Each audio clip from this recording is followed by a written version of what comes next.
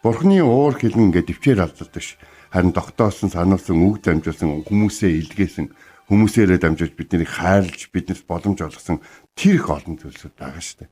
Тэгэхээр устгах биш, аврах хүсэлтэй Бурхан гэдгийг хэзээч битгий март. Тэгээ биднийг зөв зам дээр байлгахын тулд Бурхны хийж байгаа энэ хүү засалтууд нь биднийг одоо мөрдөн мөшгөж биднийг хин чиш болгож инг дэвслэх гэсэн нэгэн биш. Харин биднийг өрөөгцөн, эвээгцэн нэгэн байж, уучлагдсан нэгэн байж, сэтгэл тэнүүн, өдөр сэтгэл цэвгүй одоо шарахгүй тааш амьдраасаа гэсэн бидний хайрладаг дэлхийн сүрээс өмнө хүүгийнхаа дотор биднийг сонгосон тэр Бурхны хайр гэдгийг бид нэр бодох хэрэгтэй чинь. Энд хэлж та намайг хоосон болгох гэдэг юм гэж.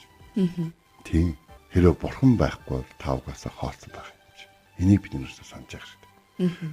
Айж имэх зүйлтэй, өрөөгцөн зүйлтэй, амьдралаа үнцэнтэй тооцдог хүнд бүх юм байгаа. Харин бүх юмтай юм шиг харагдж байгаа боловч айж имэхтэй суур нь олж авсан арга замууд нь буруу байх юм бол хэдий нэгэн цагт эзний шудраг уур хилэн амьдрал дээр нь буух үед тэр хүн угаасаа л хоосон гэдгээ өөрөө ч ойлгоно.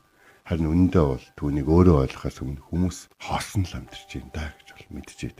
Тэгэхээр Бурхны мэрэгэн ухаан дотор бүгдээр хамтдаа амьдарцгаая.